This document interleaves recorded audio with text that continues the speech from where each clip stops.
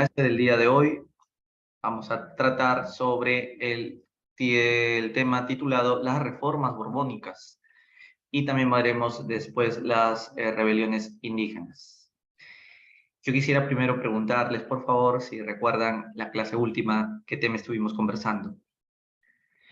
Tienen que acordarse, ¿no? La clase última, qué tema estuvimos conversando. Estuvimos conversando el capítulo ¿de qué? A ver, ¿de qué? Del virreinato. Muy bien, espero que estén leyendo su capítulo, repasando su capítulo. Virreinato es con I, no con Y. No te preocupes, influencia del colegio, ¿ya? Sí, pues, influencia de tu papá también, que así escribíamos antes, virreinato con Y, o con Inma. Ya, bien, entonces hemos estudiado el virreinato. Hoy día vamos a seguir hablando del virreinato, sí, pero más centrarnos en el siglo XVIII. El siglo XVIII es un siglo muy importante que pone, yo diría, el siglo más importante porque es el que permite entender cómo las cosas cambian en su manera de pensar, cambia la mentalidad, cambia nuestro chip. Porque el siglo XVIII, España va a aplicar unas reformas, va a hacer unos cambios en su colonia americana. Y estos cambios no nos va a gustar. No nos va a gustar nada, nadita, estos cambios. Generó tanta incomodidad en nosotros, los americanos, los cambios que España aplicó, que reventamos, pues, ¿no? Claro, pues cualquiera revienta cuando te hacen cambios muy feos.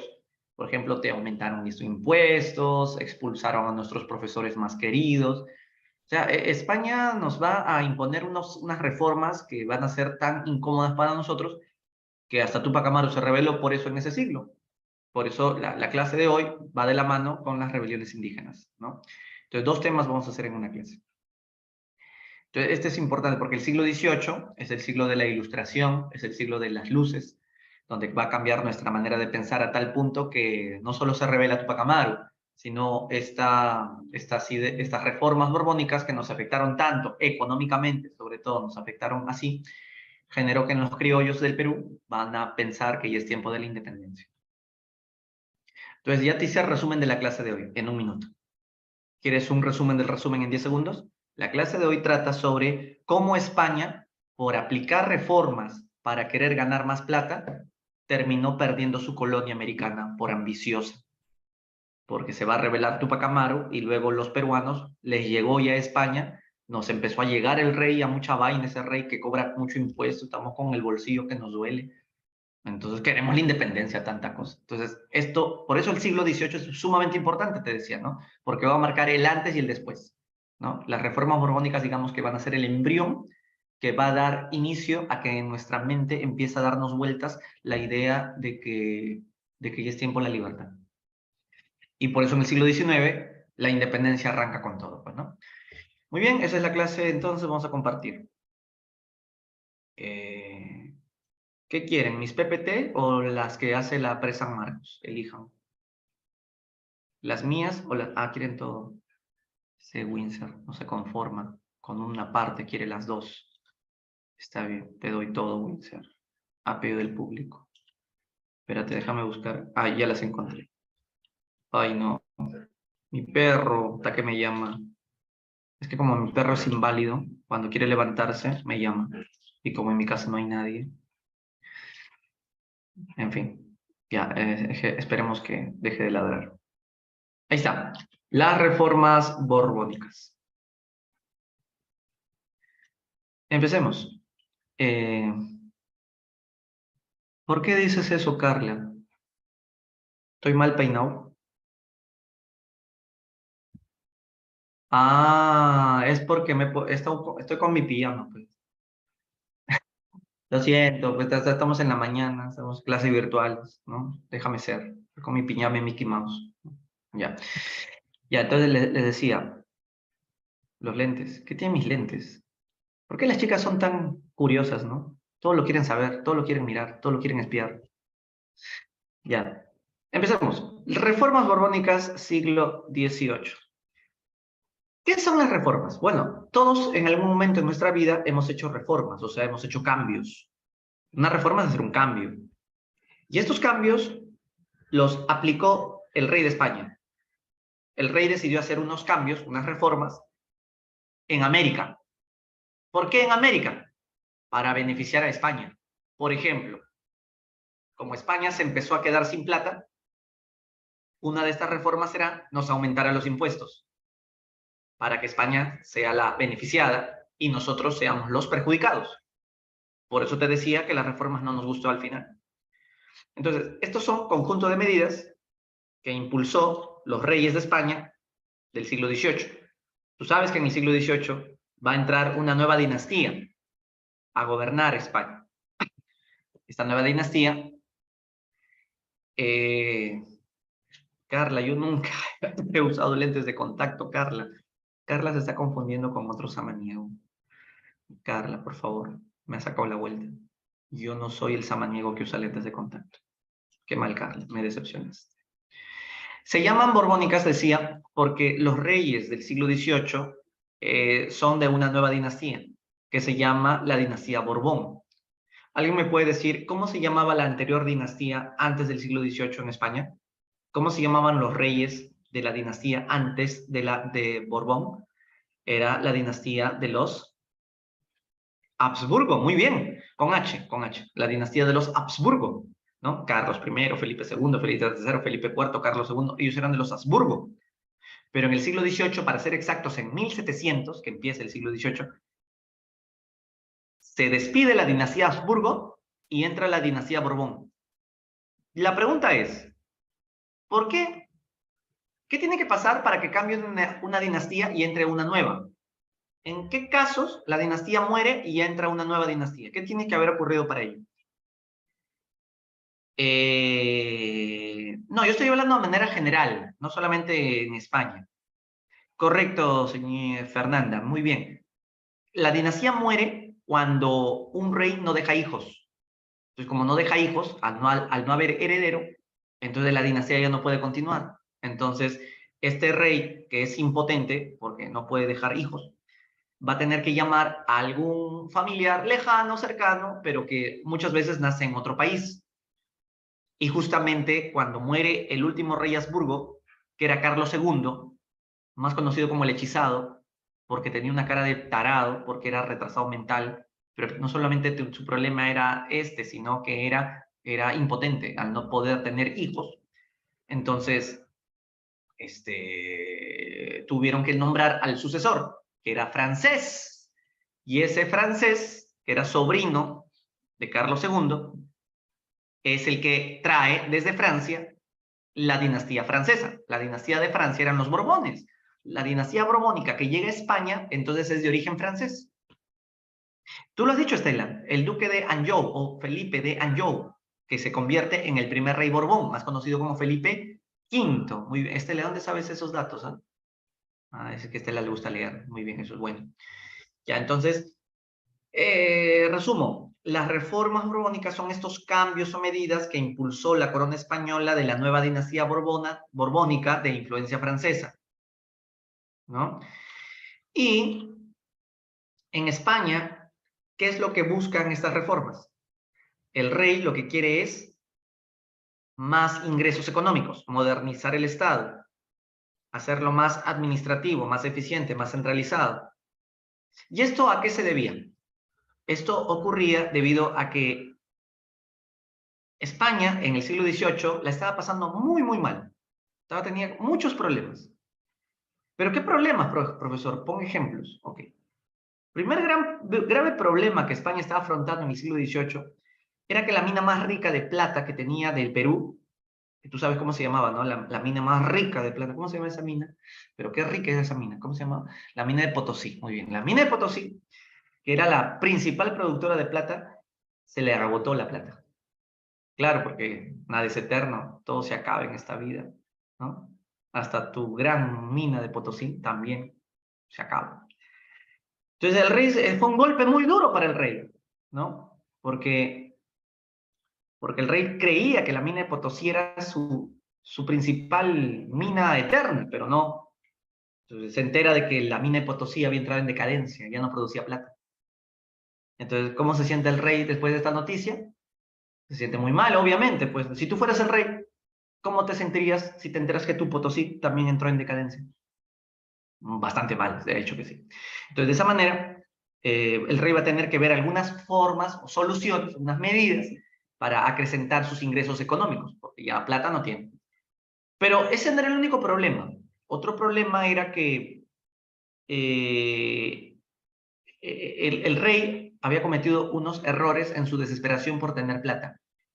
Suele pasar, ¿no? ¿Qué cosa, por ejemplo, has hecho en tu vida por desesperación de tener dinero? A ver, cuéntame tu caso. Por ejemplo, cuando yo estaba aguja, me atreví a empeñar mi televisor. Mi mamá me gritó muy feo, pero luego recuperé el televisor, tuve suerte. No sé si en tu casa ha pasado algo. ¿Quién no ha tenido problemas económicos en casa alguna vez? Han empeñado su licuadora, ¿no? A ver, ¿qué empeñaste tú? La tele, la radio, a tu hermanito, puede ser, ¿no? ¿No? Las chicas que han hecho por dinero, vender películas. ¿Qué tipo de películas? Le quité la plata a mi hermana. Ah, esos Windsor. Claro, haciendo sus pininos de roba plata. Ya. Empeñó a su amigo. Ya, eso suele pasar, empeñaste a tu amigo. Pobrecito el amigo, sí. ¿En qué trabajar el amigo? Tú cobrabas nomás. Ya, entonces así el rey también decidió en su desesperación, en su angustia, hacer una medida que terminó siendo muy... Y tú vas a decirme cómo fue esa medida. ¿Qué hizo, profesor? Diga. Empezó a vender sus títulos de nobleza.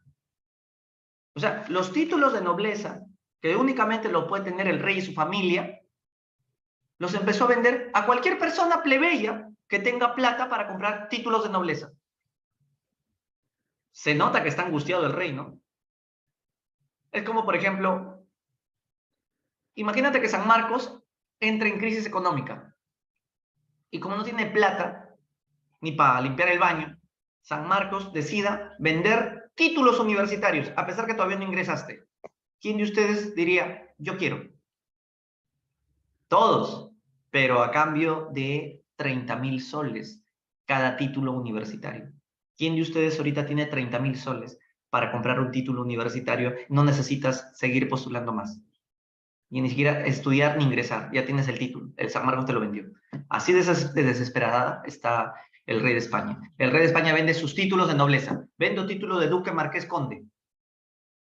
A 30.000 pesos. La pregunta es, ¿quién en esa época tenía 30.000 pesos para comprar un título de nobleza? Muy bien, señor Windsor. Los criollos. Porque los criollos habían ahorrado porque eran comerciantes, porque eran burgueses. Y yo te lo conté la semana pasada cuando hablamos de la sociedad colonial. Está la clase alta, está la clase media. La clase media son la clase criolla burguesa, que eran dueños de minas, dueños de haciendas, grandes comerciantes limeños.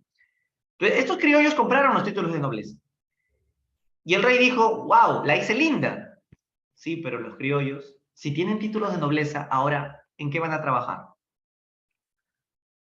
Si tienes un título de nobleza, ahora el criollo ya no va a querer seguir siendo un simple comerciante. A pesar que daba plata el comercio, pero él dice, no, si yo tengo un título de nobleza, tengo derecho a postular a trabajar ¿en dónde? Correcto, señorita Estela, en los cargos públicos, o sea, en el gobierno. Voy a trabajar junto con el virrey o en la Real Audiencia o en el Tribunal Consulado cobrando impuestos, yo qué sé. Entonces, los criollos empiezan a tener cargos públicos gracias a la nobleza que habían empezado a adquirir.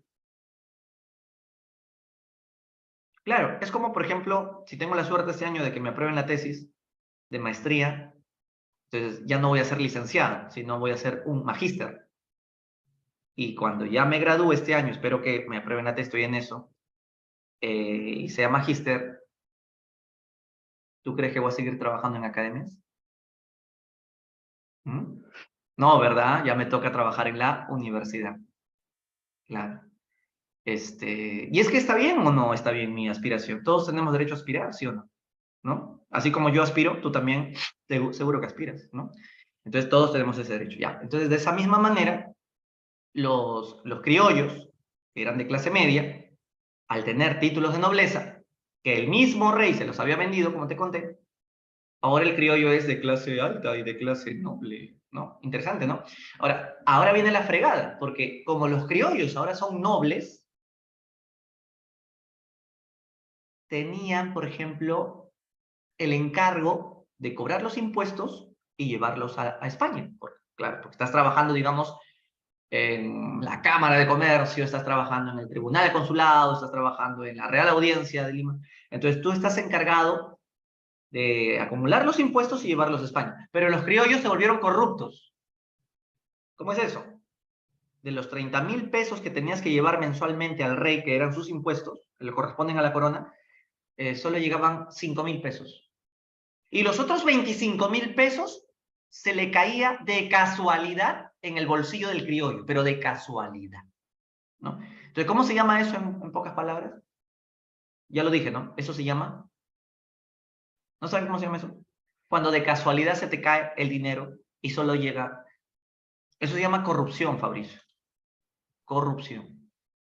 Yo sé que para ustedes es difícil entender qué es la corrupción porque en el Perú estas cosas nunca han ocurrido, ¿no? Pero se llama corrupción. Por lo tanto, los criollos son bien vivos, ¿no? Se vuelven corruptos, acahuelteros de la ley.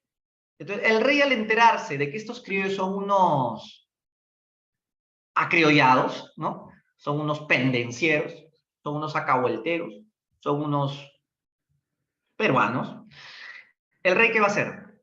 Molesto, pues va a decir, contra esos criollos se fregaron.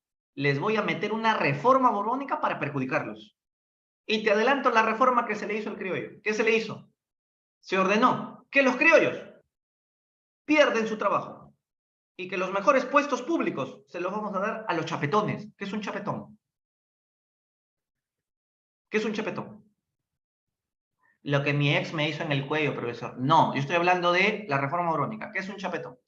Es un español nacido en América, correcto. Es un chapetón. Ya. Entonces, al chapetón le dan estos trabajos y el criollo queda marginado. El criollo queda marginado de estos trabajos. La pregunta sería para ti. ¿Quién empezó a tenerle odio al rey porque los marginaron? ¿Quiénes empezaron a sentirse resentidos con el rey? Los criollos. Y ese resentimiento creció tanto y aún más crecerá por las nuevas reformas que ahorita te voy a empezar a contar, que por eso se explica que en el siglo XIX los criollos reventaron y tenían ganas de cortar el cordón umbilical que los ligaba a la corona. Y eso es el inicio del proceso ¿de la qué? Cuando tú cortas la relación para siempre, logras tu independencia, pues claro. Entonces, por eso es importante este tema, como te decía al inicio. Bien, entonces eso por un lado. También me olvidaba decirles de que España en el siglo XVIII pasó por 2 guerras terribles y todas fueron derrotas para España. O sea, está bien piña España, ¿no? Todo le pasa. Se le cae Potosí, pierde guerra, la guerra de sucesión dinástica, por ejemplo, pierde. La otra guerra fue la guerra de los 7 años, ¿no? Eso tu profe de HU te va a contar. Los criollos le sacan la vuelta al rey, en fin. Y encima, me olvidaba algo, el contrabando inglés. Tú sabes lo que es el contrabando inglés. O sea, los productos ingleses vienen al Perú, nos los venden los piratas, los corsarios ingleses. Y la fregada es que nosotros felices comprando piratería. La pregunta es ¿por qué?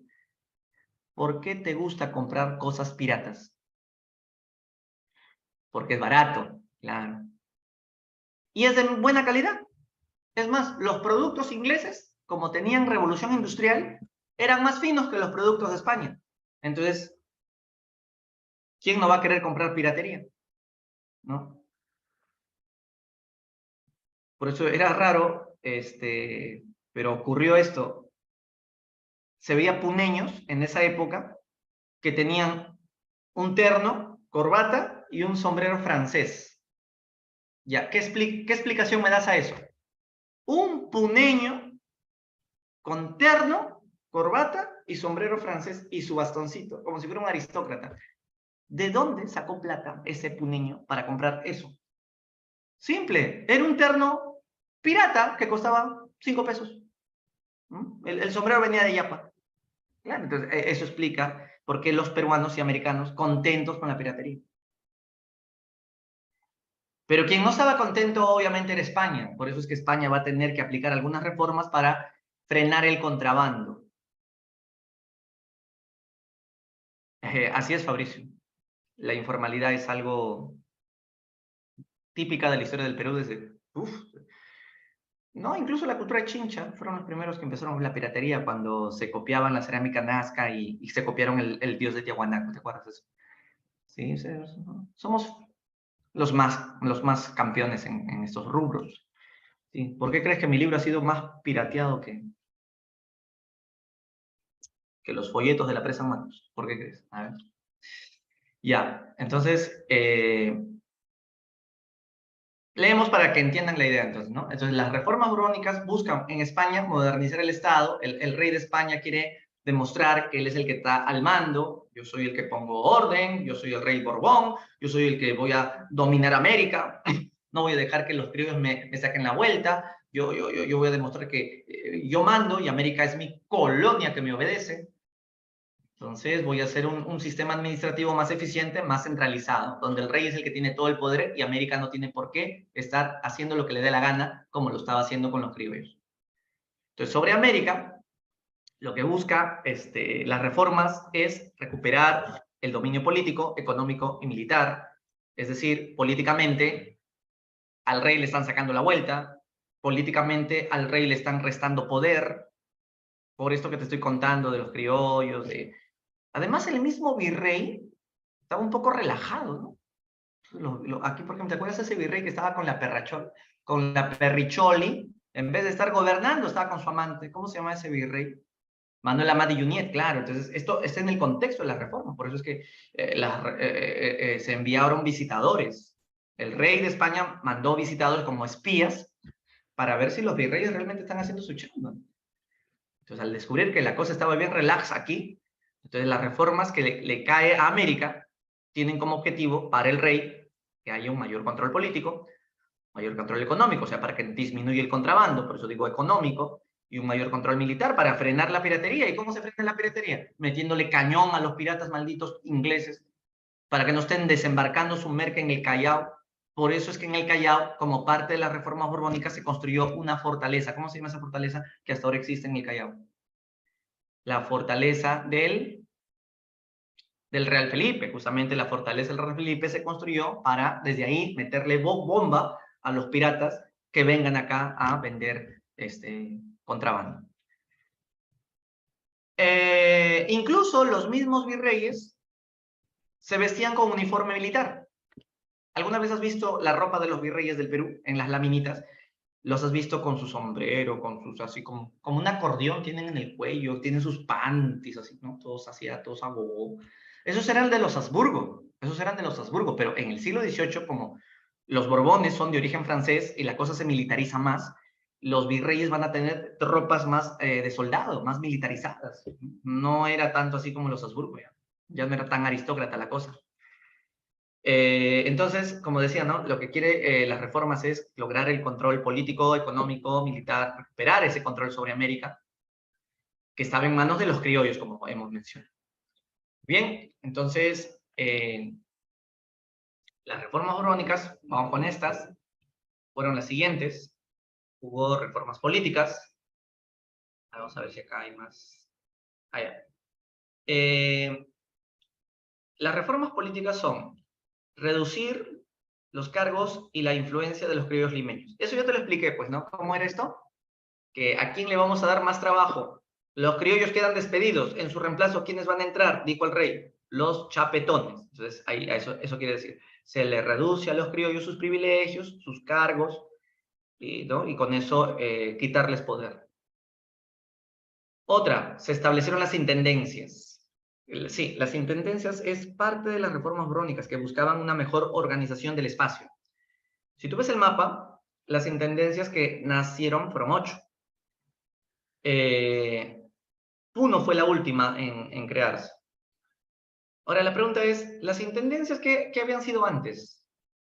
Porque las intendencias se crearon en reemplazo de lo que antiguamente habían sido subdivisiones de esto, que eran llamados, muy bien, ¿te acordaste? Los corregimientos. Claro, ¿te acordaste? Porque ya lo hemos visto la semana pasada, ¿no? En una pirámide, ¿no? Los corregimientos eran unos abusivos y por eso se rebeló Tupac Amaru y después de la rebelión de Tupac Amaru se crean las intendencias que serán mucho más grandes que los corregimientos. En realidad las intendencias no es que se crean porque Tupac Amaru quiso que se crearan, sino que las intendencias se crearon porque ya las reformas borbónicas habían establecido su creación cuando llega justamente el visitador que reemplazó a Areche. El primer visitador, ya te dije que un visitador es como una especie de espía que viene ordenado por el rey a ver que los funcionarios americanos estén haciendo bien su labor. El primero que llegó fue Areche, y justamente cuando llega Areche vio que Potosí estaba hasta el queso, que la mina de Huancavelica, donde se sacaba mercurio, también estaba hasta el queque. Entonces le escribió una carta al rey diciendo, Su Majestad, le escribe su visitador favorito, José Antonio de Areche, para decirle que no hay plata, las minas están de cabeza, así que mi propuesta es aumente los impuestos y fríguele el bolsillo a todos los americanos. ¡Pum! Cuando Areche se fue y vino el nuevo visitador, Jorge Escobedo, será Jorge Escobedo quien proponga al rey esto que te estoy contando, la creación de las intendencias. Entonces, las intendencias, resumiendo, fue ordenada como parte de las reformas borbónicas para reemplazar a los corregimientos en una mejor administración del espacio y de la población. Por otro lado, también se va a crear la audiencia del Cusco. Eso sí fue como consecuencia de la rebelión de Túpac Amaru. Más tarde vamos a hablar de la rebelión de Túpac Amaru y veremos todas las consecuencias en orden. Pero la creación de la audiencia del Cusco también se da, y eso es que en el Cusco no había audiencia. Audiencia solamente había en Lima, ¿no? Y eso lo vamos a ver con detalle en un instante, porque como otra medida política, porque todo esto que estoy leyendo son medidas políticas, incluye todo esto, falta todo esto. Esto también fue parte de una reforma política. Esto es lo más importante. ¿Qué pasó? El Perú, ¿te acuerdas de qué tamaño era cuando nacimos como virreinato? A ver, ¿recuerdas? La semana pasada les puse, cuando se creó el virreinato del Perú era gigante. Vimos un mapa rojo enorme, toda América del Sur, así era el Perú gigante. Creo que solo lo de Venezuela y un pedazo de Brasil no correspondía. De todo lo demás era Perú, ¿no? Pero en el siglo XVIII, el rey de España dijo, no. El virreinato del Perú es demasiado grande. Y así no se puede gobernar. Pues demasiado grande, pues. El virreinato del Perú es más grande que España. Payasos. O sea que 20 Españas entran en el virreinato del Perú. O sea, el rey está renegando, porque el rey dice, si el virrey gobierna un espacio más grande que el mío en España, pareciera que el virrey es más poderoso que yo. ¿Cómo es posible que el virrey parezca más poderoso que el rey? Si es un virrey. Entonces, el rey está picón de que el virrey tiene más poder que el rey, tremendo virreinato. Entonces, y es que es difícil gobernar un virreinato tan grande, efectivamente. Más aún es difícil controlar el contrabando cuando te atacan por el Callao, te atacan por Chile, te atacan por Buenos Aires, te atacan por Ecuador, porque no existe Ecuador, ni Argentina, ni Chile. Todo eso es Perú. Y desde Lima, el virrey tiene que estar como un pulpo metiéndole combo al pirata que atacó Chile, al que atacó Argentina, al que atacó la zona de Ecuador, porque todo eso es peruano. Entonces, por eso no se puede hacer un control del contrabando. Y por eso la solución fue crear más virreinatos. Y al Perú lo dejaron así. De lo grandazo que lo teníamos, lo dejaron así como número 1. Vamos a hablar de eso de Portugal. ¿Cómo fue que los dominios del Portugal llegaron a ser tan grandes? Si como la clase pasada veíamos, antes los dominios de Portugal solamente eran esto, ¿no? Todo esto era virreinato del Perú también. Pero en el siglo XVIII, ya primero vamos por partes, para responderte a tu pregunta. La reforma territorial entonces crea nuevos virreinatos. Primero, quiero presentarte los nuevos virreinatos. El de Perú quedó así, nace el de Nueva Granada, lo que hoy sería Ecuador y Colombia, el Río de la Plata, lo que hoy sería Argentina principalmente, y bueno, Bolivia también está ahora por acá. Y 2 capitanías, la Capitanía de Chile, la 4, y la Capitanía de Venezuela, Caracas. Tú dirás, ¿y por qué en Chile y Venezuela capitanía y no virreinato? Lo que pasa es que en Chile y Venezuela la cosa estaba tan peligrosa que lo único que puede gobernar ahí es un capitán y no un virrey. En Chile, ¿por qué era peligroso la cosa? La población chilena era muy salvaje. Los indios araucanos, los mapoches. Era gente que nunca se rendía. Gente muy violenta. Entonces, un virrey gobernando en Chile, olvídate, los araucanos se lo comían vivo al día siguiente. Así de belicosos son los chilenos. Por eso cuando Chile nos haga la guerra, van a hacer cosas que violen incluso las normas de guerra. Sí, lamentablemente, bueno, ya veremos eso más adelante, la guerra del Pacífico, ¿no? Por eso mejor un capitán nomás en Chile, una capitanía para que esté metiéndole bala a todos esos salvajes que no se dejan gobernar. Profesor, ¿en Venezuela también hay salvajes? No, entonces ¿por qué capitanía en Venezuela? Ah, eso era porque constantemente los piratas atacaban. Los piratas que tenían su base en el Caribe, en Cuba, normalmente hacían contrabando con Venezuela, entonces un capitán para estar controlando ahí el contrabando. Lo demás eran virreinatos. Ahora la gran pregunta voy a responder. ¿Y cómo fue que los dominios del Portugal se expandieron tanto? La respuesta es muy sencilla. No, las Guayanas siguieron siendo colonia de Inglaterra. Antes fue colonia de Francia. Había la Guayana inglesa, la Guayana francesa. Eso no se toca. Eso no era peruana, obviamente. Eso era de Inglaterra y Francia. Ya, ¿saben lo que pasó aquí con Brasil? Es que España, sabiendo de que todo esto es peruano, no lo quería. ¿Por qué? Porque acá nadie vive. Es una porquería vivir en la selva, ¿no? Mucho caníbal, mucho árbol, mucho calor, mucha víbora. No, dijo España, me da asco vivir en la selva viven los monos. Portugal, ¿no quieres que te regale este territorio? España no lo quiere. No me interesa la selva. Ahí nadie vive, nadie quiere vivir. Portugal, te lo regalo. Así fue como España le regaló a Portugal todo esto. Todo esto. Ya cuando Portugal se vaya de ahí y nazca Brasil, a Brasil por eso hoy es un país, como dicen, el país más grande del mundo, ¿no? En serio, aunque no me lo creas. Y la nueva frontera, que tú recuerdas que antes era la línea de Tordesillas, la línea de Tordesillas, era esta línea que separaba, ¿cómo era antes? De acá para acá, a España, ¿no? Y de acá para acá, a Portugal. Esta línea de Tordesillas se borró porque la nueva línea va a ir por acá ahora. Por acá. Y esa nueva línea de frontera que separa los dominios de España con los de Portugal, ¿cómo se llamó? Esta se llamó la línea de San Ildefonso. La línea de San Ildefonso.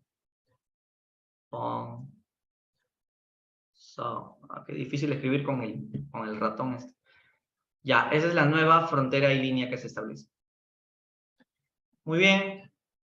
Hay una historia también sobre eso de cómo es que Brasil llegó a ser tan grande, ¿no? Lo que pasa es que muchos brasileños, bueno, portugueses en esa época, habían colonizado esta zona. Estaba llenecito de portugueses, esta zona que era de España.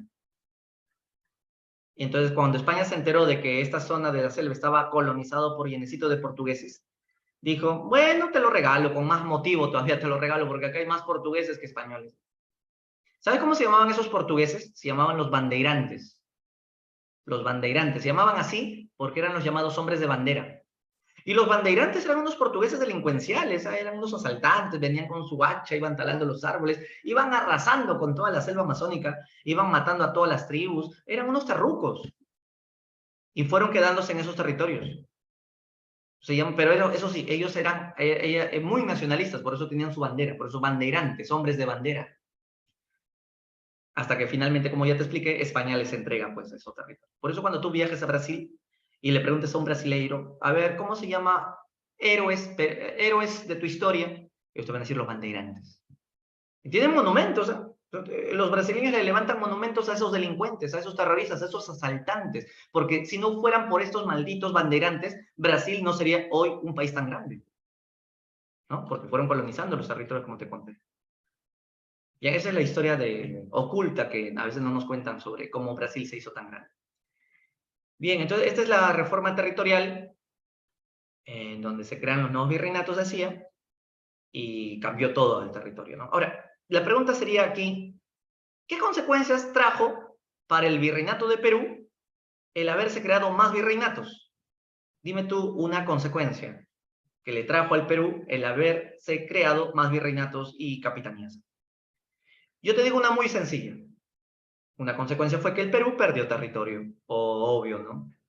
Pero una consecuencia mucho más importante para tu examen es la siguiente. El hecho de que se haya creado el virreinato del Río de la Plata, que es el que estás viendo en el color verde, hizo que Potosí ya no sea peruana. Entonces, vamos a decir que Potosí está acá. Y el Cusco, bueno, está acá. Antes de que ocurriera todo esto de la creación de más virreinatos, cuando el Perú era todo uno solo, Cusco y Potosí eran más que amigas, más que hermanas. Parecía que eran marido y mujer. ¿Por qué digo esto? Porque los cusqueños, mejor dicho, los criollos comerciantes de Cusco, normalmente iban a Potosí a venderles comercio. Por ejemplo, ropa. Y la población de Potosí le pagaba con la plata. Obviamente que con la plata que sacaban de la mina, porque alrededor de la mina de Potosí había una ciudad llamada la Villa Rica de Potosí que tenía más de 100.000 habitantes. Obvio, ¿quién no va a querer construir su casa a las faldas de la mina de Potosí si ahí está tu mina de plata? O sea, la población de Potosí tenía más población que la de Lima en esa época, 100.000 habitantes. Ya Lima tenía, pues, ¿qué te digo? 60.000 habitantes, ¿no? Entonces, los criollos comerciantes aprovechaban la riqueza de la mina de Potosí para llevarles ropa y venderla a los mineros, a la población, porque hace mucho frío. Y la población de Potosí normal le compraba y pagaba con la plata. Entonces, los comerciantes de Cusco, felices, regresaban a Cusco con la plata de la venta que habían hecho. Date cuenta que hay una relación muy fluida entre Cusco y Potosí, Potosí con Cusco. El mismo Túpac Amaru, que ya vivía en esta época, ¿cómo sacaba provecho a esta relación Cusco con Potosí?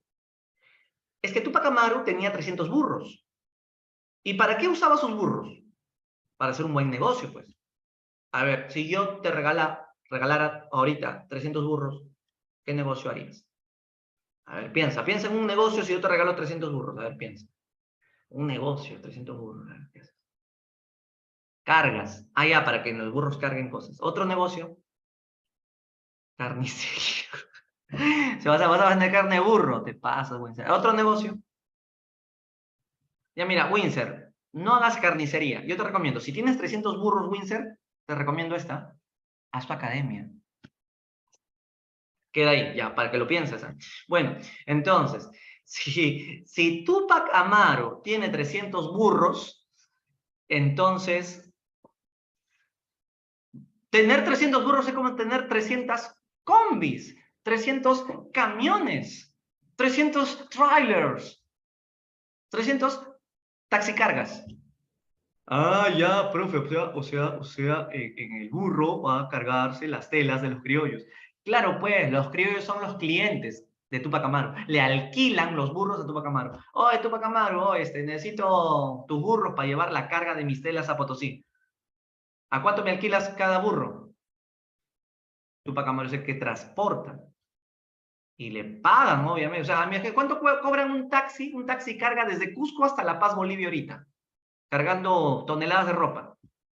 Un taxicarga, no sé, porque será un huevo de plata, por 300 taxicargas, Túpac Amaru era millonario, ¿no? Porque al día hacía 2 carreras, 2 vueltas. Se pudre en plata Túpac Amaru. Pero toda esta historia tan bonita, porque hay prosperidad, ¿no? Y emprendimientos, como se ve acá, terminó cuando se creó el nuevo virreinato. Se crea el nuevo virreinato, la nueva frontera se establece por acá, como ves, y ya no los dejan pasar. Ya no te dejan pasar. Si quieres pasar, es como entrar a otro país y tienes que sacar tu visa, tu trámite, una vaina, todo eso. Y ya, supongamos que haces todos tus trámites. ¿Quieres pasar a Potosí? Tienes que pagar peaje, que se llaman aduanas internas. O sea, tienes que pagar un peaje por ir a tu trabajo y tienes que pagar otro peaje al regresar a tu casa. Doble peaje, no sale a cuenta, pues la cosa. Y hasta los burros tienen que pagar porque están cargando la mercancía. Túpac Amaru, una de las razones por las que se rebelará es porque la creación del virreinato del Río de la Plata, ¿qué cosa le había roto a Túpac Amaru este virreinato? Le había roto, le había desarticulado el comercio surandino. Se le había roto el comercio surandino, porque la nueva frontera había desarticulado esa relación Cusco con Potosí. No estoy diciendo que Túpac Amaru se rebeló solamente por eso, no. Más tarde hablaremos de la rebelión, hay muchos factores que explican su rebelión, pero una de esas tantas, que estoy adelantando, fue la creación de ese virreinato. ¿Qué serían las consecuencias que trajo la reforma política territorial?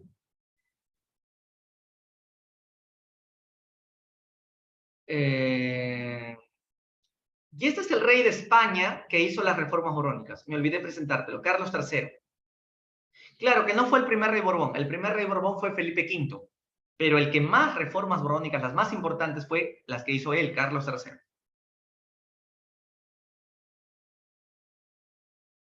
Rey de las dos Sicilias por Giuseppe Bonito. Ese es su nombre completo, ¿eh? Esos reyes tenían unos nombres más raros.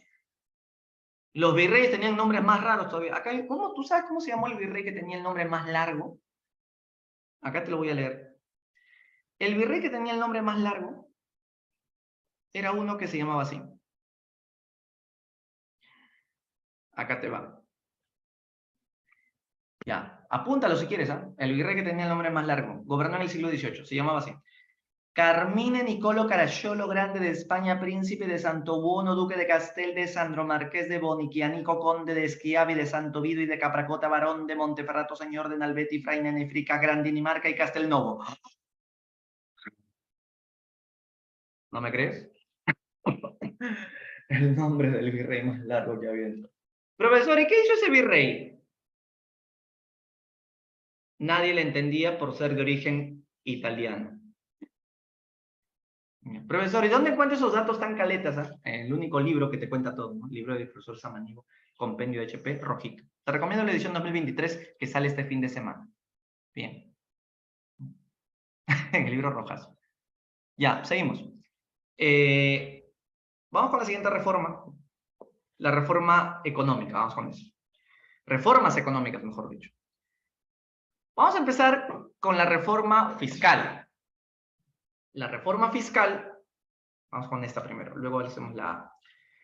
En esta, el rey se rayó feo y decidió aumentar la recaudación fiscal, o sea, los impuestos.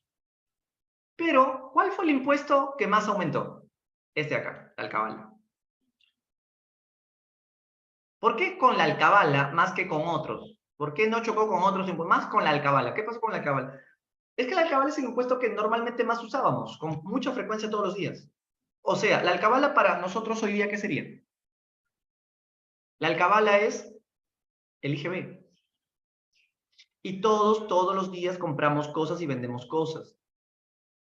Desde que compras el pan en la mañana, estás pagando tu IGB, solamente que la tía de la tienda no te está diciendo que te está cobrando el IGB, 18%.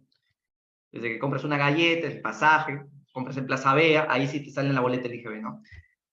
Y entonces, en la alcabala, que se cobraba el 2%, ¿qué hace el profesor? ¿Lo duplican? No, no lo duplican. Lo triplican. De 2 a 6%. No seas malo, es demasiado. Y eso sí que duele el bolsillo. Pero ¿a quién le dolió más el bolsillo? ¿Será a los indígenas, a los criollos o a los esclavos? Con el aumento de la alcabala, fácil, dime a quién le dolió más el bolsillo. ¿A los indígenas, a los criollos o a los esclavos? A los criollos. Correcto. ¿Por qué a los criollos? Porque los criollos se dedican más al comercio. Y todo el día están que pagan alcabala, pagan alcabala. Y ahora quedan más afectados los comerciantes criollos. Profesor, y los indios no son los más afectados si son pobres. A ellos les duele más. Es que los indios no son comerciantes, son campesinos. ¿Te das cuenta? Por eso es que más que dolerle el aumento del alcabala al indígena, en realidad más le dolió al criollo porque se dedicaba todo el día al comercio. Entonces, esto es otro golpe a los criollos, que generan, como ya te dije al inicio, el resentimiento tan fuerte que terminó en la independencia al siglo siguiente. Entonces, incrementan la recaudación fiscal. Profesor, ¿significa que el indígena se salvó de aumento de impuestos? No, no he dicho eso. Al indígena también le fregaron la vida, pero no con alcabala, sino con el aumento del tributo. Acá lo dice. Al indígena le friegan con el aumento del tributo. Porque antes muchos indígenas evadían el tributo. Porque simple, huían de su casa y quedaban como indios forasteros. El indio forastero es aquel indígena que escapa y ya los cobradores de impuestos nunca lo ubican. Entonces, se salvó, ¿no?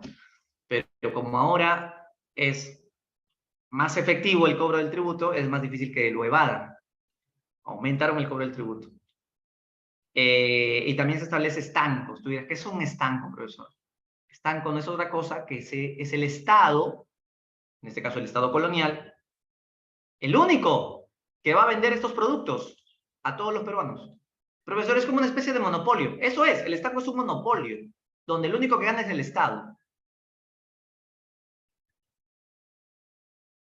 Estela, ¿eso lo dice? ¿Por qué no era tan importante la minería? A ver, yo digo que la minería siguió siendo muy importante. Lo que ocurre en el siglo XVIII, en las reformas borbónicas, es que, como te dije inicialmente, que la mina de Potosí había entrado en decadencia, España ya no tenía a la minería como su principal abastecedora de riqueza. Pero no es que la minería dejó de ser importante. Todo lo contrario. Las reformas borbónicas lo que van a buscar es que, si ya te enteraste que Potosí ya murió porque ya no hay plata, vas a tener que buscar una mina que reemplace a Potosí. La pregunta es, ¿se encontró una mina que reemplace a Potosí? La respuesta es sí. Y esa fue la mina de Cerro de Pasco. No lo olvides, la mina de Cerro de Pasco es la que reemplazará a Potosí en la producción de plata. Entonces, yo no creo que, como dice Estela, ya no fue importante la minería, sino se va a buscar reemplazos, como fue la de Cerro de Pasco. Entonces, se incrementa la recaudación fiscal, se implantan las aduanas internas. Esto de las aduanas internas es lo que te estaba contando hace un momento con lo de Tupac Amaru, ¿no? Paga aduanas internas por entrar y salir, como peaje, ¿no? Aduanas internas. Y el estanco es, como te dije, el Estado es el único que le vende a los peruanos sus productos. O sea, ningún empresario privado tiene derecho a enriquecerse con la venta de estos productos. El Estado es el único, porque el Estado es el único que quiere ganar el dinero, en este caso el rey. Acá está, ¿no? Justo lo que decía, en el tema de la minería, la mina de Cerro de Pasco va a reemplazar a la de Potosí. Van a haber otras minas más, y se crea el Tribunal de Minería para que sea más administrada las minas.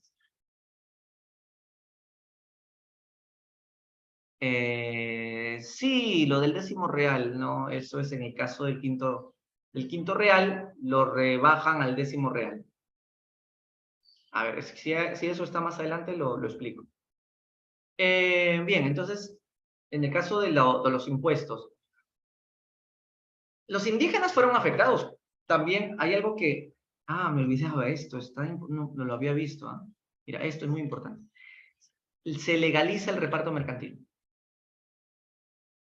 A ver, ¿quién es el que hacía la venta de mercaderías a los indígenas que no era necesario comprar? Le vendían peines a los calvos, libros a los analfabetos. Eso lo hacía el corregidor. Lo vimos en la clase pasada, el reparto mercantil. Pero lo que yo te dije además era que el reparto mercantil que hacía el corregidor era ilegal. Era ilegal, porque nunca el rey lo autorizó. Pero cuando el rey se entera, lo legaliza. Lo legaliza. La reforma borbónica legaliza el reparto mercantil, con la condición de que las ganancias también sean para el rey. Eso genera que ahora los indígenas no solo están obligados a pagar tributo, sino están obligados a comprar esas porquerías que el corregidor venía a vender. Entonces acá vamos a hacer las preguntas. De acá han salido algunas preguntas de ECO muy interesantes. No me acuerdo el año. Una de ellas sería, a ver, parafraseando un poco, ¿no? ¿Quiénes ganan con la legalización del reparto mercantil? ¿Quiénes son los que más ganan con la legalización del reparto mercantil? Bueno, uno es muy sencillo de decirlo. El que vende los productos. El corregidor. Correcto, el rey. ¿Por qué el rey? Porque va a cobrar los impuestos de esa mercancía. Pero no solo gana el rey. Podríamos decir, y yo te digo que me digas verdadero o falso, podríamos decir que con la legalización del reparto mercantil, ¿cuál es el tipo de economía que se hace más dinámica? ¿El mercado interno o el mercado externo? A ver, para ponértelo así. Con la legalización del reparto mercantil, ¿qué tipo de economía se hace más dinámica? ¿El mercado interno o el mercado externo? Y la respuesta venía con trampa. Es las dos. se hace tan dinámica el mercado interno como el mercado externo. Y tú seguro estás preguntándote, pero profe, pongo un ejemplo de cómo es eso de mercado interno y externo. Ya. Quiero que uses tu imaginación por un instante. En historia, si no usas la imaginación, es bien difícil aprender el curso. Tú ahorita, tu mente estás volando, alucinando un corregidor, ¿verdad? Ya quiero que imagines un corregidor que viene con sus mercancías y alucina a la población andina, ya, que está con miedo porque no tiene plata para comprar. Ya, el corregidor vende sus mercancías a los indígenas. Todo salió bien, ya vendió todo. ¿Qué hace el corregidor con ese dinero? Tiene que comprar más mercancías. ¿Y a quién se lo compra? A los comerciantes de Lima. ¿Por qué a los de Lima? Porque los comerciantes de Lima eran, recuerda, los que se iban hasta Portobelo, clase pasada, a traer las mercancías que venía a vender España. ¿No te acuerdas que te hablé de eso? Y que por eso aquí en Lima estaba el tribunal del consulado. ¿Sí te acuerdas? Ya. Entonces, los comerciantes de Lima son los que tienen la merca al por mayor. ¿Te acuerdas que te hablaba del vaso de vidrio? Que está, acá nomás estaba 10 céntimos porque venían acá primero. Entonces, los corregidores le compran a los comerciantes de Lima más mercancías, digamos, más vasos de vidrio. Y cuando a los comerciantes de Lima se le termine, ¿a quién le va a tener que comprar a los comerciantes de Lima más mercancía? Ahora le toca que los comerciantes de Lima le compren a los de Sevilla, a los de España. Por lo tanto, eso permite que aumenten las exportaciones. Y la economía interna se haga más dinámica. ¿Por qué? ¿Por qué digo economía interna se hace más dinámica? Porque los corregidores están en contacto con los comerciantes de Lima y los indígenas necesitan dinero para comprar el reparto mercantil. Y por eso es que los indígenas van a tener la necesidad no solo de depender de su salario de la mitad, sino que los indígenas se van a tener que ingeniar para poder hacer negocios por su propia iniciativa y tener algunos ingresos extras que les ayude a comprar el reparto mercantil, porque todo es legal. Tú no puedes evadir el reparto mercantil, tienes que comprarlo sí o sí. Y entonces, como el indígena se vuelve una especie de emprendedor, eso genera que el mercado interno se haga bastante dinámico. O sea, quítate de la cabeza esa idea del colegio que nos hacen creer de que España vino, robó nuestro oro y nos dejó pobres. O sea, puede que algo de eso tenga razón, pero no es tanto así tampoco. Porque si bien es cierto que España vino y el discurso del saqueo colonial que siempre en el colegio nos cuentan, sobre todo los profesores más antauristas, ¿no? Que critican todo, pero también tienes que tener en cuenta de que acá sí hubo un desarrollo próspero. Incluso hubo indígenas prósperos, hubo indígenas que hasta vendían barcos en el Callao porque llegaron a ser indios comerciantes, indios burgueses. Entonces, no todos los indígenas eran los tristes campesinos que están ahí en la tierra, en la chacra. De hecho que sí había, pero había también, como se dice, ascenso social, ¿no?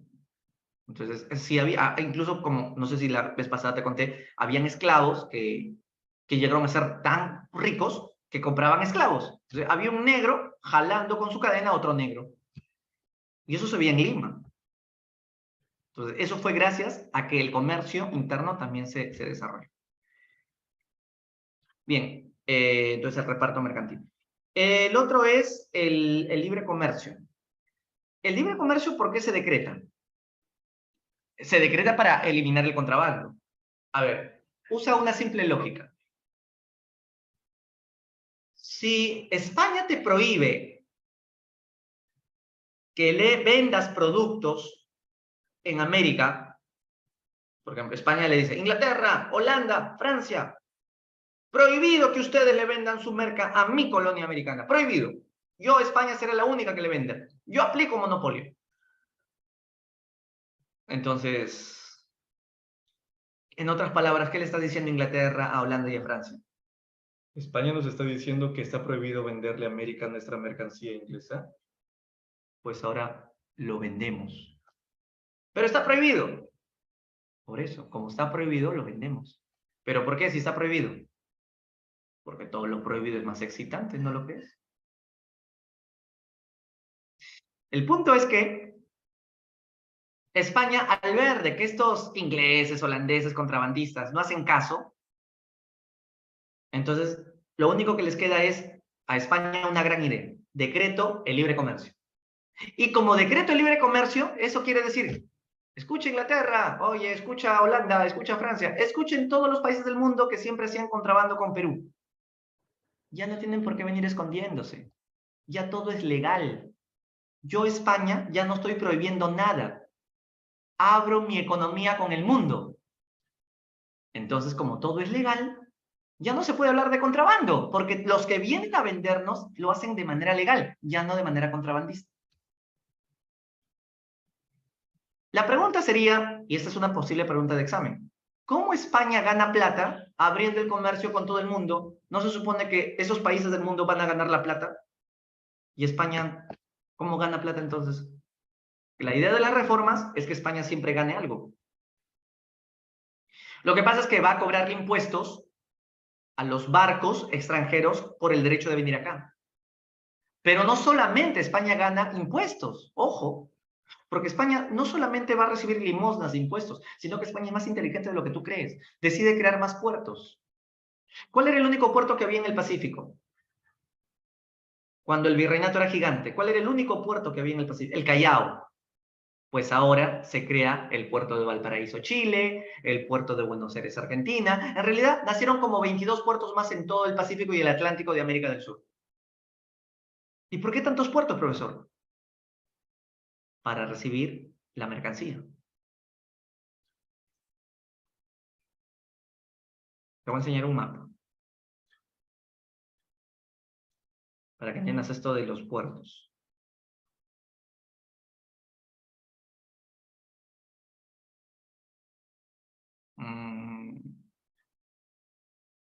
Esto nomás. Bueno, pensá que hay otro mapa. Simplemente, si aquí aparecen más puertos, vamos a ver uno acá, otro acá, el Callao, bueno, está acá.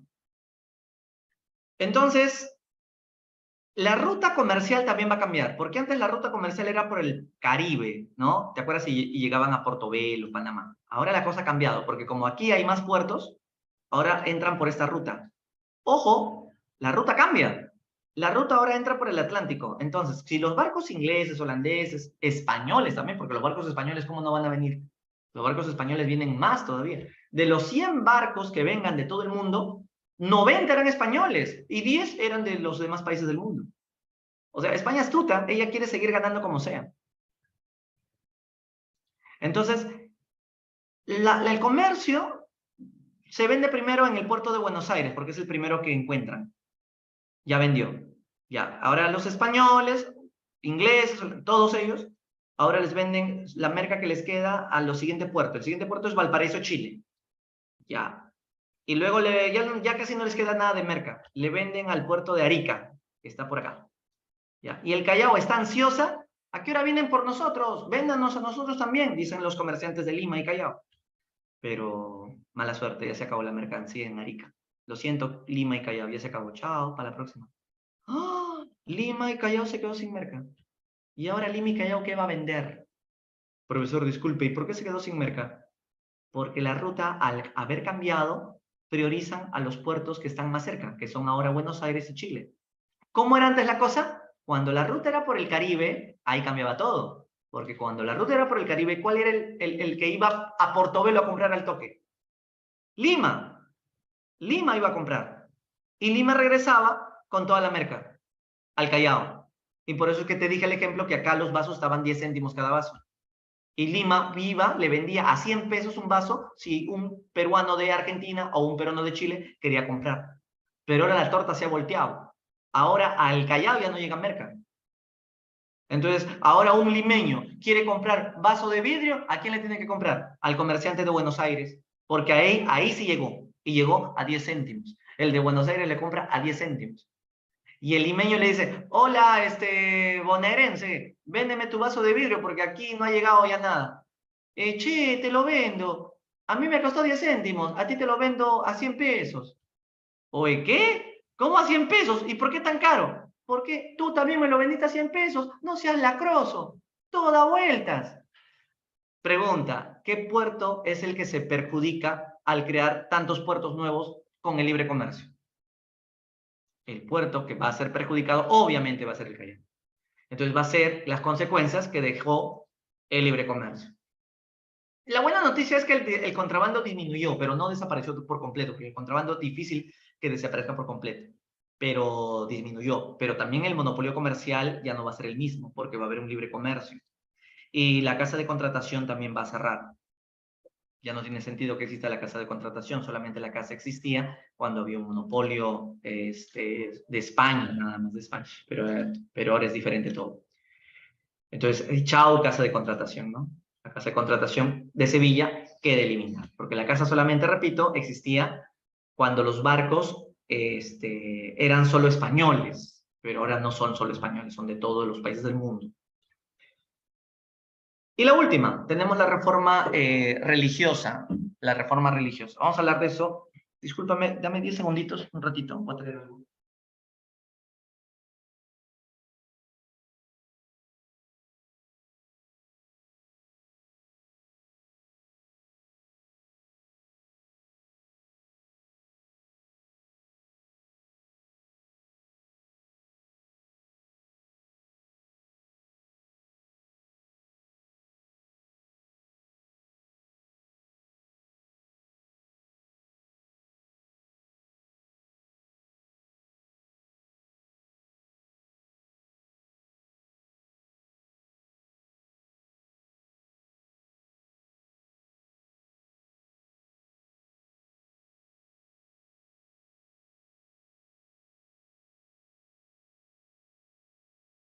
Ya volví, regresa.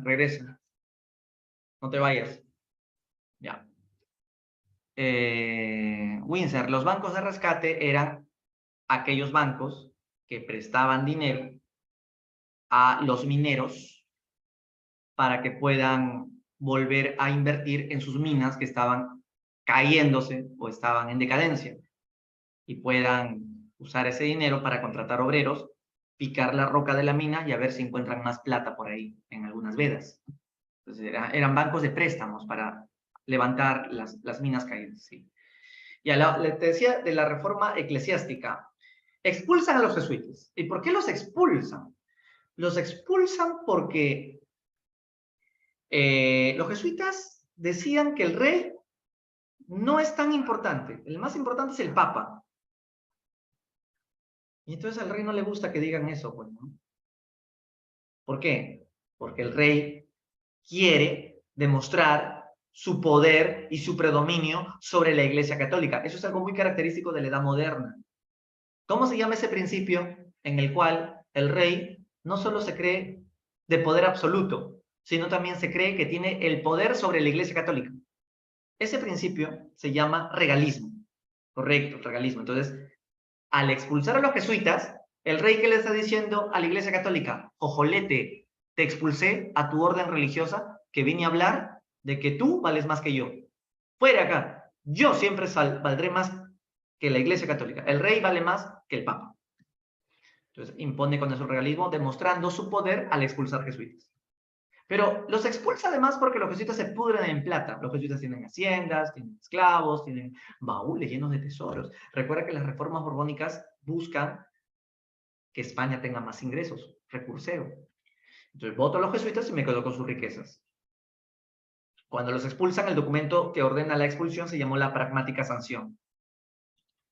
El motín de Esquilache es el pretexto, Estela, que se usa para expulsar a los jesuitas. Lo que pasa es que el rey tenía que buscar un pretexto, ¿no? Porque tengo que decir que el jesuita ha cometido algo malo y por eso los estoy expulsando. En realidad yo los quiero expulsar, decía el rey, porque quiero quedarme con sus riquezas, ¿no? Y quiero demostrar que yo valgo más que el papa, ya.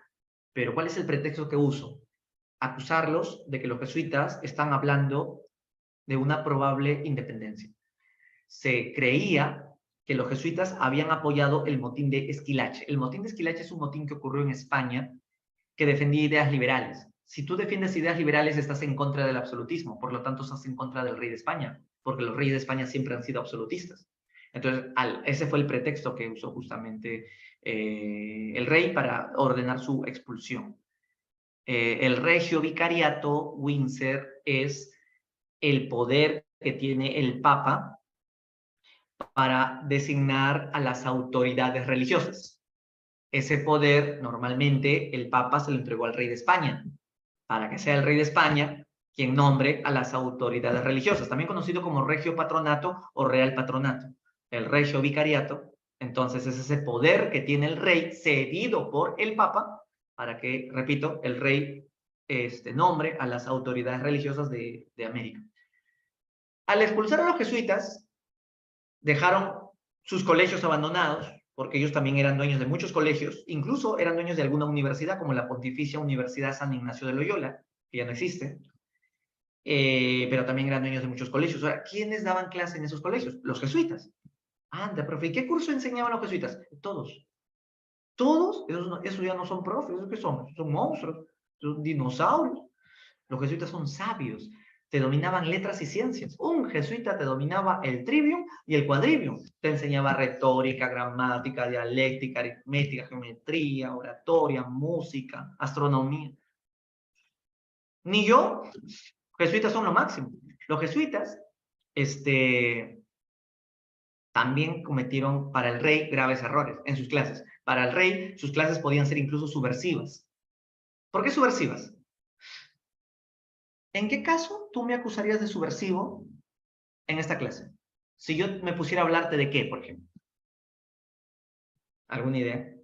Por ejemplo, ¿qué pasa si yo aprovecho mi clase de historia para decir, muchachos, más tarde a las 4 en la Plaza Martín, convoco una marcha para hacerle golpe de Estado a la genocida Dina Boluarte, porque así lo ha establecido la Comisión Interamericana de Derechos Humanos? Así es que, ¿quién pone la molotov? Yo, profe, ya. ¿Quién pone la bomba atómica? Ya, yo, profe. Yo, el gas lacrimógeno, ya, profe. ¿Quién pone la rata blanca? Ya, profe. ¿Quién pone ¿Quién se pone la banda? Ya, yo, profe, momentáneamente, nada más. Entonces, clase subversiva, profesor Samaniego, ya, fuera, expulsado. Ya, es una clase subversiva. En el caso de los jesuitas, ¿cómo eran sus clases subversivas? Le decían a los criollos que tienen que sentirse orgullosos no solo de ser criollos, sino de haber nacido en América.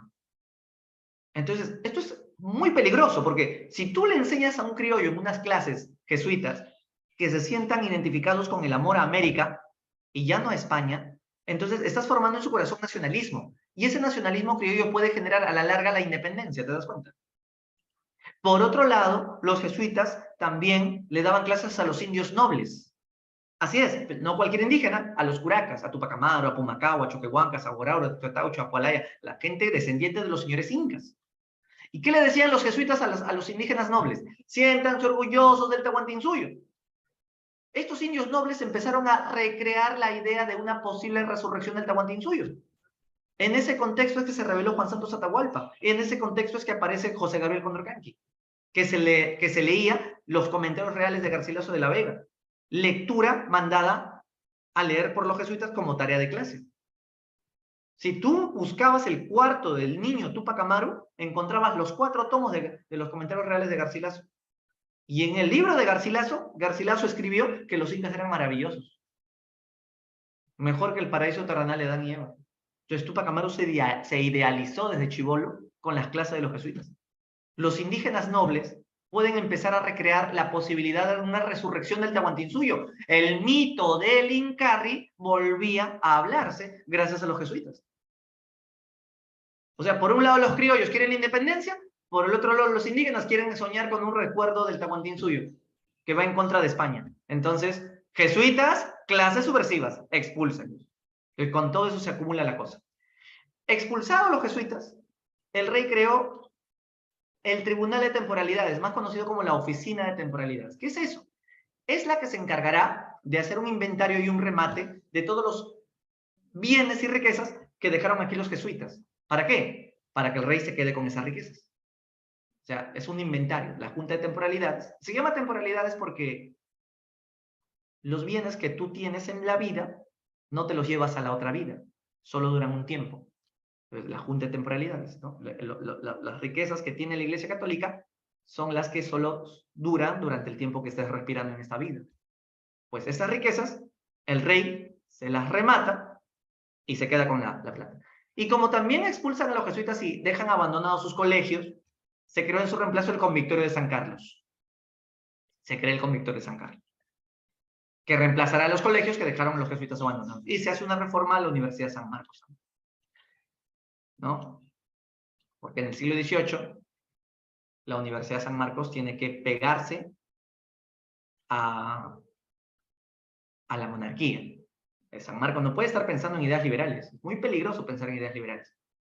San Marcos tiene que ponerse a hablar cosas como el gobierno quiere que hables, ¿no?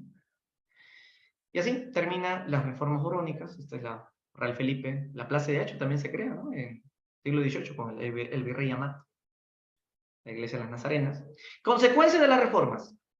¿Nos habrá gustado que nos aumenten los impuestos? No. ¿Nos habrá gustado que el Perú, que era tan grande, ahora es más chiquito porque nacen nuevos virreinatos? No. ¿Nos habrá gustado que nuestros profesores preferidos los expulsen a los jesuitas? No.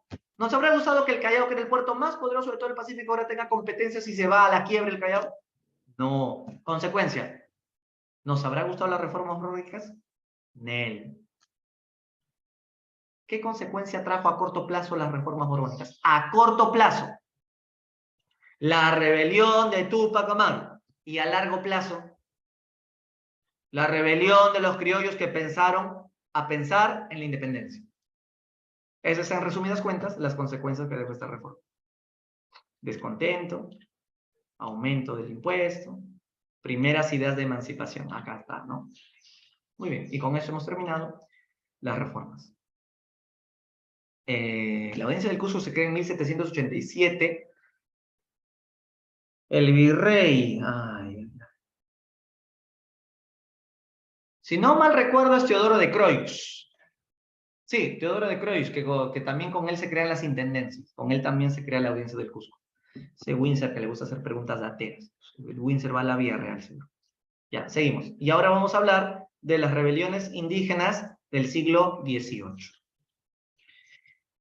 Hablemos entonces, primero, una gran pregunta. ¿Por qué en el siglo XVIII? ¿Por qué no en siglos anteriores se dieron las más grandes rebeliones indígenas? ¿Qué pasaba en el siglo XVIII para que explote el chupo de Túpac Amaru? Justamente lo que he hecho hace 1 hora y media en clase. Resúmeme, ¿por qué en el siglo XVIII? Por las reformas borbónicas. Más que la reforma fiscal Windsor, es en general. Por todas las reformas borbónicas, es que los peruanos andinos quedaron también perjudicados. Obviamente que los criollos también, pero ahorita vamos a ver la rebelión solo de los indígenas. Más aún, en el siglo XVIII, empezó a rondar en la cabeza de los andinos la idea de que el Inca volverá pronto, la idea del Incarri. Y es que Santa Rosa de Lima, y tú dirás que tiene que ver acá Santa Rosa de Lima, ¿no? Santa Rosa de Lima había hecho una profecía en el siglo XVI. ¿Cuál era la profecía? De que en el año que terminen los 37, estas tierras volverían a sus legítimos dueños. Esos dueños eran los indígenas. ¿Y cuál es el año que termina en 37? 1777. Y ese es justamente el siglo donde se llevan a cabo estas rebeliones. Entonces, la idea del mito del Incarri rondaba cada vez más. Se creía que la cabeza del Inca y el cuerpo se volverían a juntar. Es más, adivina de qué le gustaba vestirse Túpac Amaru de chiquillo, de Inca. Y a su enamorada Micaela Bastidas, ¿de qué le gustaba que se vista? De colla. Adivina qué le gustaba que le cuelguen el cuello a Túpac Amaru. Un sol inti de oro. Adivina qué le gustaba representar en las actuaciones del colegio Túpac Amaru de chiquillo. El drama Ollantay. Entonces, desde niño ya empezaba a haber este renacimiento andino. Contexto del mito del Incarri, la profecía de Santa Rosa, las reformas borbónicas que nos estaban haciendo renegar tanto de España y nos hacían idealizar que el tiempo antiguo de los incas era más bonito que la maldita colonia. Entonces, en el siglo XVIII la cosa se pone con más fuerza. En todo caso, las reformas borbónicas nos generaron tanto descontento que eso hizo que despertemos con esa idealización mucho más fuerte. Idealizar que el imperio de los incas puede ser una buena opción de resurrección a comparación del Perú colonial. En ese contexto se revela Juan Santos Atahualpa, son discursos mesiánicos, la idea de un Mesías, el Inca que volverá, El Incarri es algo mesiánico. Milenarista porque se decía que cada 1000 años hay la probabilidad de que los incas vuelvan, o en todo caso, cada 500 años también podía ser. Recuerda que la idea milenarista y la idea mesiánica es una copia de Jesucristo. Claro, ¿por qué a Jesucristo le decían el Mesías? El Mesías es el Hijo de Dios, así como el Inca es el Hijo del Sol. Milenarista, porque Jesucristo, ¿en qué año va a volver a la Tierra? En el 2000, pero como no vino, va a ser en el 3000. En realidad muchos pensaban que la pandemia del COVID era una señal de que Jesús ya va a venir pronto, porque eso lo dice en la Biblia. Aparecerán plagas y pestes, eso es una señal de que ya vienen los 4 jinetes. ¡Qué miedo, profesor! Lee la Biblia entonces, para que te enteres. Entonces, estas cosas también los andinos lo asociaron, o sea, tomaron esos elementos cristianos para vilmente o astutamente usarlo para justificar las rebeliones andinas. Entonces, podemos analizar aquí la idea de Juan Santos Atahualpa. Él se revela en la selva central, una zona conocida como el Gran Pajonal. Esto estamos hablando del departamento de Pasco, Junín, Huánuco. Antes de que Juan Santos Atahualpa se revele, se había revelado el cacique Torote en contra de los abusivos franciscanos, y eso es muy importante. ¿Por qué? Los franciscanos eran unos curas que se habían ido a la selva a evangelizar, pero evangelizaban muy mal. Querían que se vistan los selváticos. ¿Los selváticos cómo se van a poner capucha, chompa y pollera en un calor de 40 grados? ¿Tú has visto en la selva cómo se visten las selváticas? ¿Cómo se visten? No se visten, pues, con justo una platanera abajo y arriba, felices, ¿no? Felices bailando el ziquisiqui, ¿no? Para los franciscanos, ese es un pecado ante los ojos de Dios, ¿no? India, cubre tus vergüenzas, ¿no? Entonces, había un estrés, ¿no? De ponerte, pues, abrigos. Entonces, los franciscanos, aparte de eso, se hicieron odiar porque luego los mandaban a los andinos de la selva, bueno, perdón, a los selváticos, a trabajar en los obrajes. Los obrajes son talleres de tejidos. Ya la clase pasada habíamos hablado que los obrajes son esos talleres de telas, y los franciscanos eran dueños de muchos obrajes, y los selváticos estaban encerrados haciendo la mita obrajera. Entonces los selváticos dijeron, estos franciscanos nos hablan de Dios en la mañana y en la tarde nos explotan como unos miserables anticristos. Por eso explotó el chupo con Juan Santos Atahualpa, que se rebela contra los franciscanos. Y como te decía, el cacique Torote también se había rebelado antes contra los franciscanos. ¿Quiénes se unieron a Juan Santos Atahualpa? Se unieron las tribus amazónicas, como vemos acá, achánicas, machihuengas, yanechas, conigos, entre otros. ¿Cuál es el proyecto de Juan Santos Atahualpa? Ya te dije, Juan Santos Atahualpa alucina que él es el Incarri. Juan Santos Atahualpa dice que él va a resucitar el Tahuantinsuyo. En vano no era su nombre. Él decía que descendía del Inca Atahualpa. Pero Juan y Santos era porque había sido bautizado por los jesuitas. Incluso él llegó a decir la locura de que cuando Cristo murió en la cruz, Dios había creado a Huayna Cápac para reemplazar a Cristo. Y que Huayna Cápac, como era papá de Atahualpa, él descendía de Atahualpa, pero como él había sido bautizado, tenía un nombre cristiano, Juan y Santos. Incluso su nombre terminaba con Jesús y sacramentado, porque había recibido los 7 sacramentos de la Iglesia Católica. Por eso es que el nombre completo de Juan Santos Atahualpa era en realidad el Apusapa Inca Intinchurin Guaguarquilla Juan Santos Atahualpanqui Apo Inca Huayna Cápac Don Jesús sacramentado. Ya, no me pidas que te lo escriba, por favor. Ya, no, te lo pido, te lo ruego. No lo voy a escribir, no. Bien, entonces la rebelión se da, y se da en la selva central, y él tenía un proyecto bastante radical, que no era solo resucitar al Tahuantinsuyo, sino también, no solo quiere resucitar al Tahuantinsuyo, y él proclamarse el Incarri, que él se decía que él era la cabeza y el cuerpo que ha resucitado, sino también quiere que se larguen todos los que no son indios. Negros se me largan al África, blancos se me largan a Europa. Este país solo puede ser de indios puros. Los únicos blancos que pueden quedarse son los curas de la Iglesia Católica. ¿Por qué ellos? Porque como Juan Santos había sido bautizado por jesuitas y todo. Pero todas las demás razas se me largan. Así de radical era, ¿no? Se parecía a Antauro, ¿no? Porque Antauro también quiere fusilar a todos los que no sean indígenas. Porque todos los que no sean marrones, fusilados. Y si soy negrito, fusilado también, porque el negro es de África, no es peruano. Solo la raza cobriza cusqueña, la raza de Mancocapa debe dominar el mundo, dice Antauro. Y va a ser presidente del Perú, es muy probable. ¡Qué miedo, profesor! Un Hitler cholo. Sí, pues, muy peligroso su proyecto. Ya, entonces Juan Santos Atahualpa. Su rebelión no gana porque siendo hombre de la selva, tenía que, para llegar a Lima y meterle bomba al virrey en Lima, tenías que cruzar la cordillera de los Andes y los selváticos no soportan la altura, pues el soroche. En la selva Juan Santos era impenetrable, pero en la altura ahí retrocedió. ¿Y fue capturado y lo mataron, profesor? No, nunca fue capturado. Nunca se supo de él. Simplemente su rebelión nunca fue develada. ¿Y dónde está su cuerpo? Nunca fue encontrado. Por eso hay muchas teorías al respecto. Dicen que murió de viejo, otros que un indio lo traicionó y le metió flecha envenenada, y otros dicen que todavía está vivo, está viviendo en alguna parte de la selva, esperando el momento que sean las próximas elecciones para aparecer. ¿Sí? Porque esos son los Incarris. Aparecen en el momento menos propicio. Profesor, ¿me está queriendo decir que así como existe un Pedro Castillo, puede haber un nuevo Castillo en el 2024? Probable. Profesor, pero Dina ha dicho que va a ser 2026 las elecciones. No se sabe en realidad, ¿no?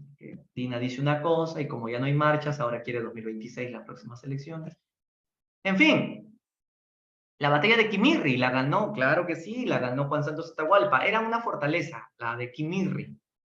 Claro, ahí nadie le ganaba a Juan Santos en Quimirri, pero en la altura no podía.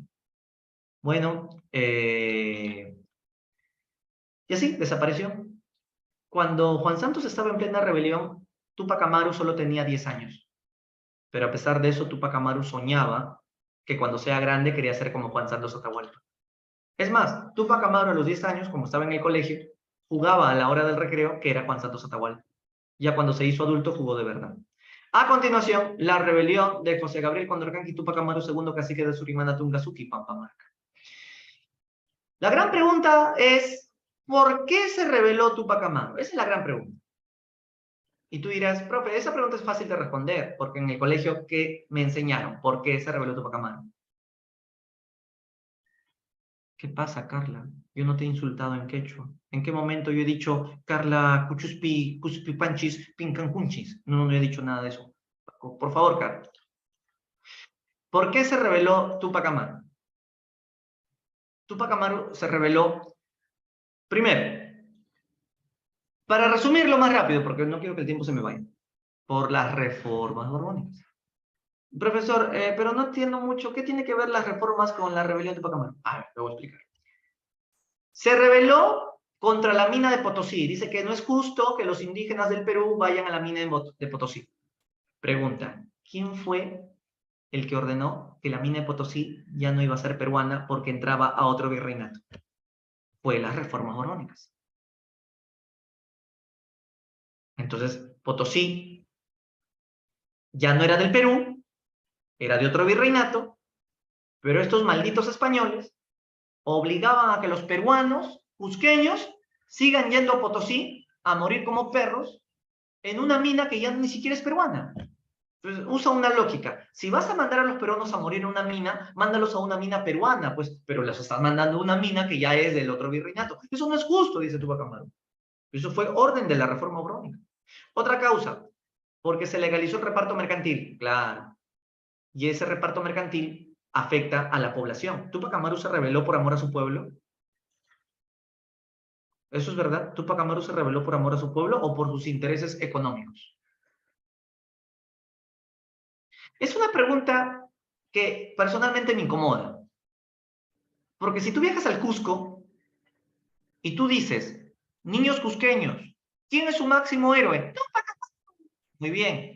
¿Sabías que tu Túpac Amaru se rebeló por Duracell porque no quería pagar impuestos, por sus intereses económicos, por proteger su bolsillo y no por amor a su raza, ni porque quería resucitar ningún imperio de los incas? ¿Te estafó? Si tú dices eso, los niñitos te amarran al poste y te queman vivo por ser un traidor a la patria. No hagas eso. Como vivimos en Lima, aquí sí decimos, no, O sea, ¿tú crees que Tupac Amaru es el típico político del hoy? Que todo es por intereses económicos. Profesor, pero hay pruebas. Él se revela porque como le estaban aumentando impuestos, porque ya no, su negocio de los burros quedó, ¿no?, abortado. De acuerdo, hubo eso.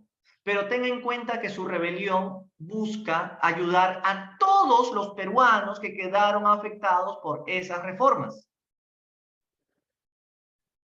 O sea, no solo él quedó afectado, también quedó afectado su pueblo. Aumento de tributo. También quedó afectado sus amigos los criollos. Disculpe, profesor, ¿Tupac Amaru era amigo de los blancos? Se me cayó, profesor. Un indio es enemigo de un blanco. ¿Por qué? Los criollos eran los amigos de Tupac Amaru porque ellos eran sus clientes. Ellos le contrataban los burros para el negocio. Y los criollos quedaron afectados con el aumento de la alcabala. Tupac Amaru se revela en nombre de sus clientes, los criollos, pero también en nombre de sus paisanos, los indígenas. Se revela en nombre de los negros, de los indios, de los mestizos, de todas las razas. Él quiere que el Perú esté lleno de todas las razas.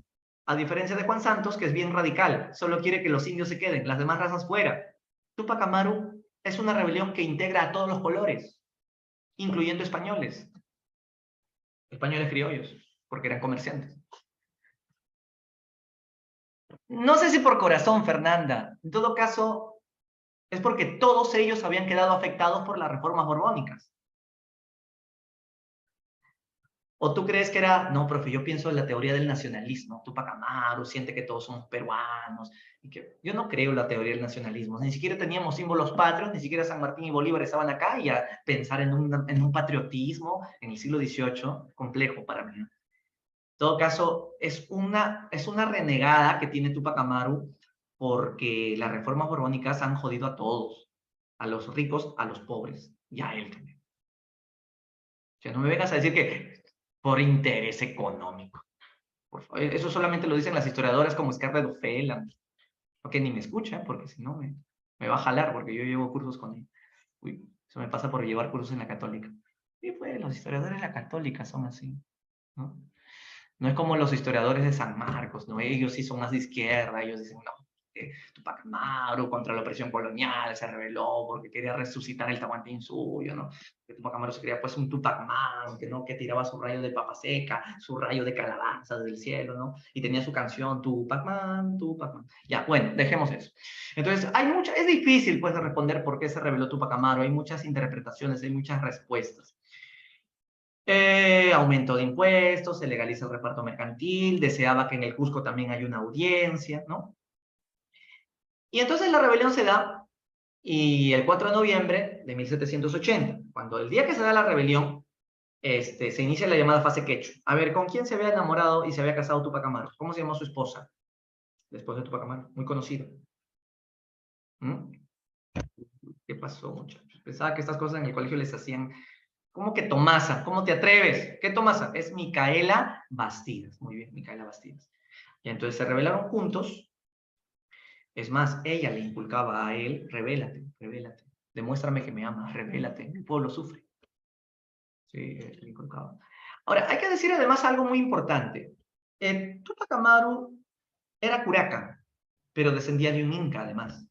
Lo que le daba cólera es que España no le había reconocido la descendencia legítima de un inca, como a otros curacas sí le habían reconocido. Por ejemplo, Pumacahua descendía de Huayna Cápac, y a él sí le había reconocido el rey con un documento su legítima descendencia de un inca.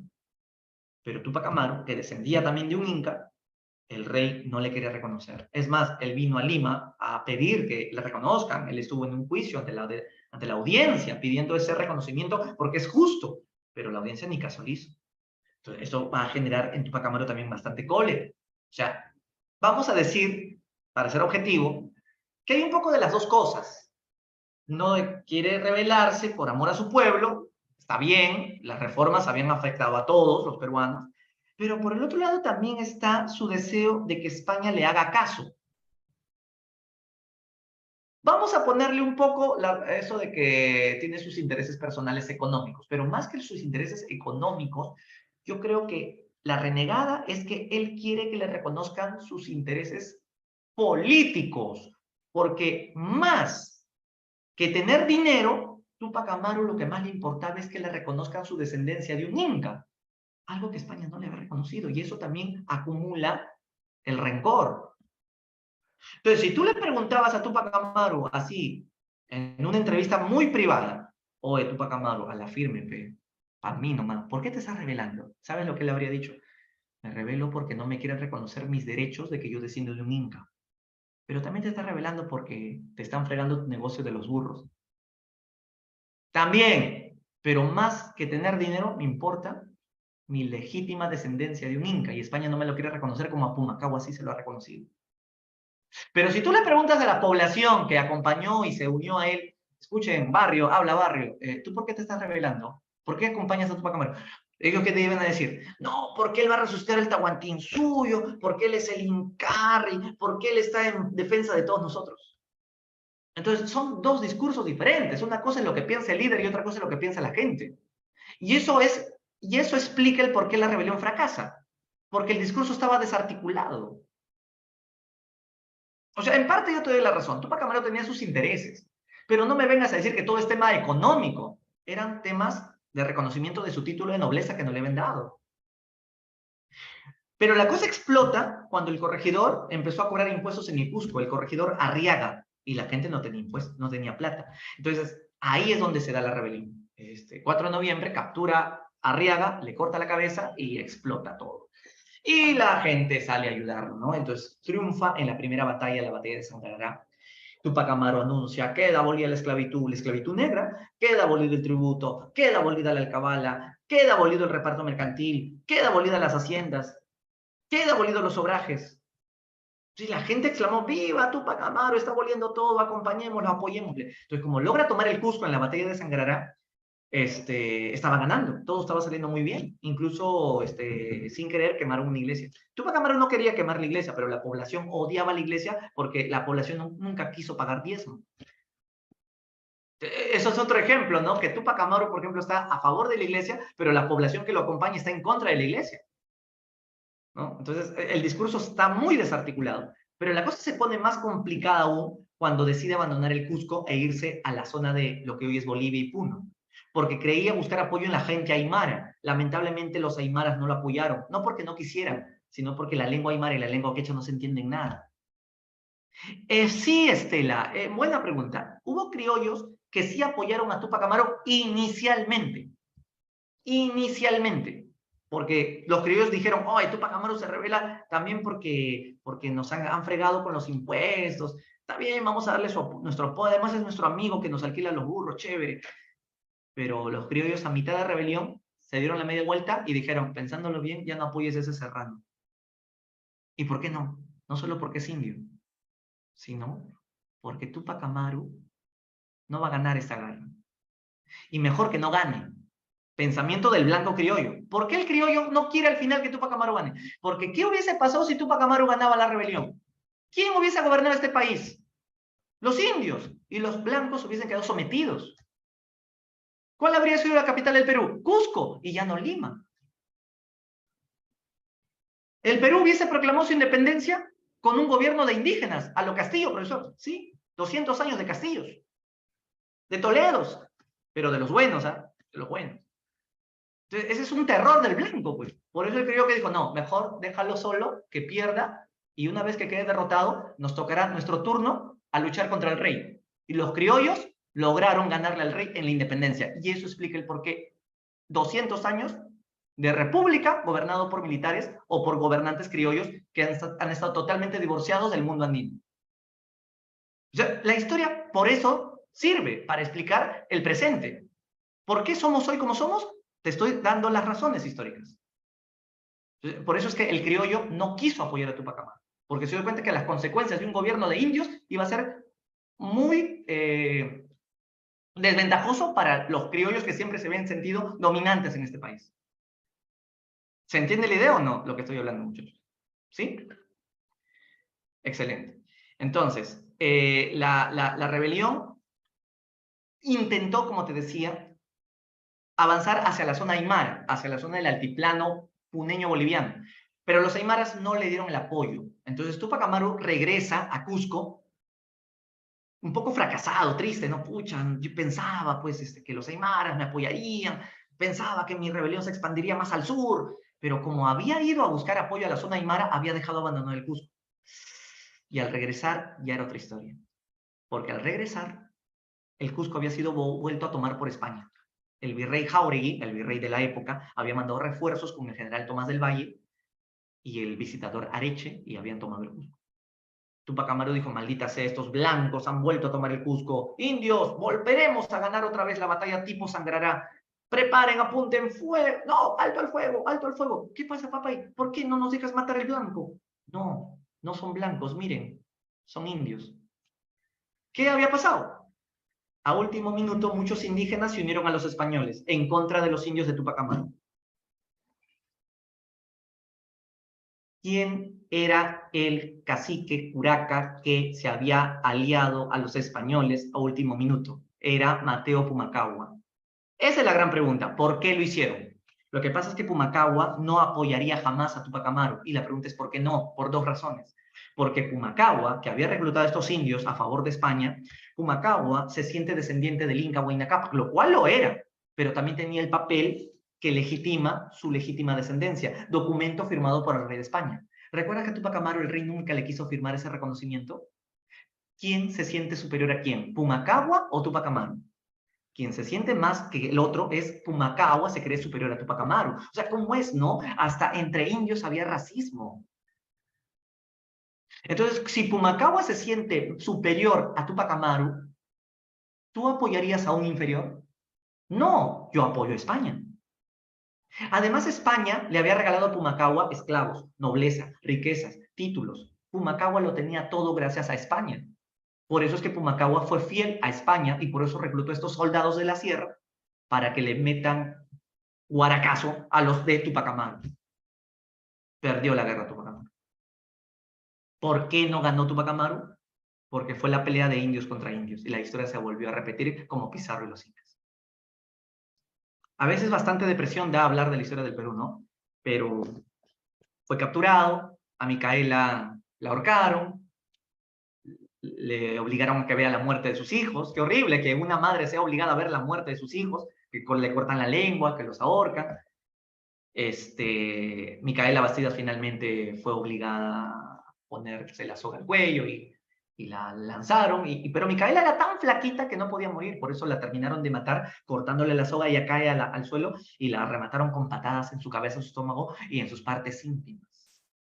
Estas cosas ocurrieron en la Plaza de Armas del Cusco. El espectáculo tenebroso empezó a las 10 de la mañana y terminó a las 5 de la tarde. Finalmente, a Túpac Amaru, que le habían roto las clavículas en el calabozo a punta de palazos, le hicieron jalar 4 caballos, pero los caballos no lo descuartizan. No porque Túpac Amaru sea fuerte, como los libros o como tú mis de primaria te contaban, ¿no? Tú mis seguramente no, que tenía el brazo de Triple H, la pierna del Big Show, el otro brazo del Undertaker y el otro de John Cena. No, y por eso es que le jalaba los caballos, ¿no? No, no es así. Simplemente ninguno de los caballos sincronizó. Uno corría y el otro no corría, el otro corría un poco, el otro hasta la mitad, entonces Túpac Amaru estaba ahí como una araña, lo tenía jalando por acá, jalando por allá. Entonces, no es porque si los 4 caballos habrían corrido sincronizadamente, sobrado lo descuartizaban, ¿no? Entonces, por eso es que el visitador Areche se le acercó y le dijo ya moribundo, tu muerte es segura, dime con quién más conspiraste, echa nombres, quiero nombres, igual vas a morir. Y lo mira Areche, pues ya todo así, pues, ¿no? Y le dice, ¿de qué conspiradores me hablas? Aquí los únicos conspiradores somos tú y yo. Tú eres culpable de oprimir a mi pueblo y yo soy culpable por querer liberarlo. Ambos merecemos la muerte. Entonces Túpac Amaru jamás confesó ni dio nombres. Al final lo descuartizaron. Lo descuartizaron y bueno, tiraron todas sus cenizas al río. Si tú crees que con la muerte de Túpac Amaru el 18 de mayo de 1781 la cosa ya había acabado, te equivocas, porque aparecen los aymaras y continúan la segunda fase. Un poquito crítico esto, ¿no? Oye, Bolivia, como que un poquito tarde que actuaste, ¿no? O sea, tuviste que esperar que muera Túpac Amaru para recién apoyarnos. Bueno, ¿qué podemos decirles? Los bolivianos continuaron la rebelión, liderada por Túpac Katari. La buena noticia de esta fase aymara es que a Túpac Katari, cuyo verdadero nombre era Julián Apaza, lo apoyan los parientes de Túpac Amaru, era su tío y su primo. Diego Cristóbal y su primo Andrés Tupac Amaru. Entonces, las fuerzas tupacamaristas ahora están aliadas a las fuerzas tupacataristas. Pero mejor no digamos Bolivia, porque Bolivia no existe. Lo que existe es la zona llamada el Alto Perú, donde estaba la zona Aymara. Lo que sí es cierto es que la fase Aymara duró más años que la fase Quechua, porque Tupac Amaru, su rebelión duró, digamos, 6 meses, pero la fase Aymara duró 3 años. Y la guerra fue más brutal en Bolivia. Ucha, los bolivianos cuando se molestan sí que son bien bravos, ¿no? Y al final los españoles estaban tan estresados de tantos años de guerra que pidieron la firma de la paz. Y Tupac Katari dijo, ya está bien, firmemos la paz, tienen razón, Blanco, vamos a firmar la paz. Y se firma la paz de Sicuán. Y apenas Tupac Katari firma en la mesa la paz, los españoles dijeron, era broma, captúrenlo. Y le pusieron 8 caballos, 2 en cada extremidad. Y a Tupac Katari sí lo exterminaron. Así, ahí sí lo volaron. Mentirosos los españoles, firmaron la paz y al toque lo engañaron y lo mataron.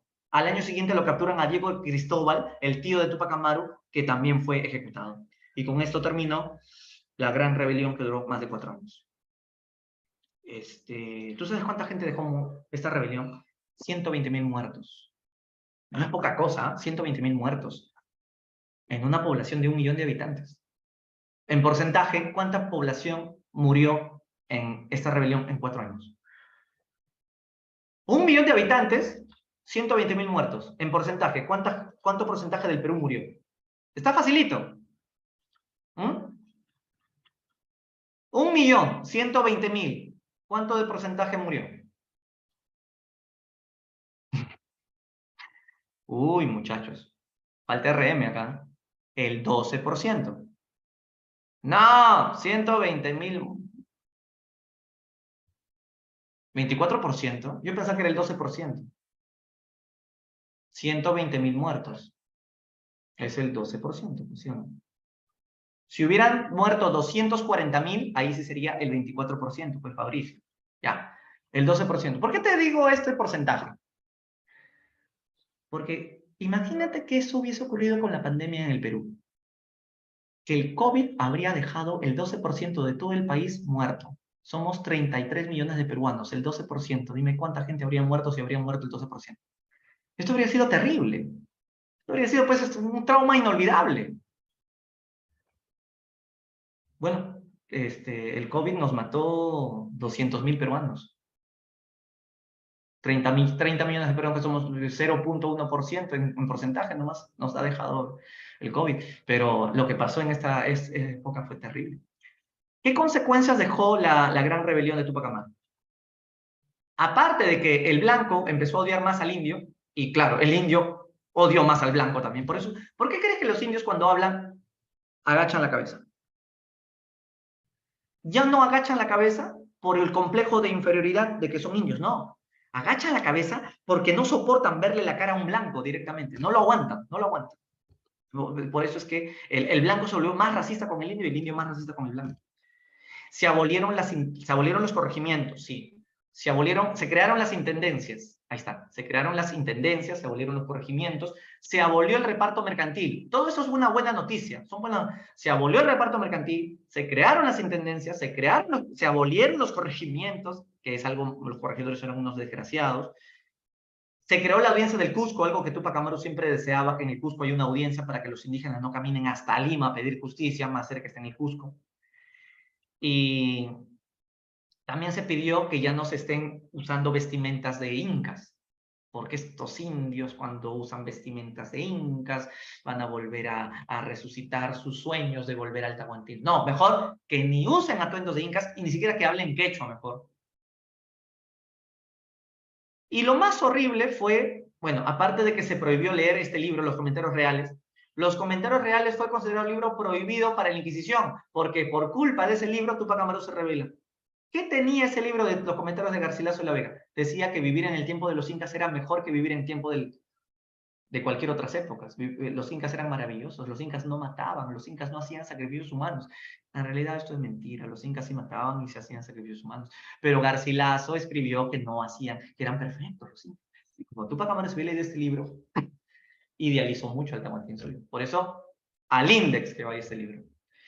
Y lo peor lo dejó para el final. Digamos, lo más importante, pero que fue muy triste, fue que otra consecuencia fue que todos los indios nobles que descienden de los incas y que apoyaron a Tupac Amaru, castigados. ¿Cómo?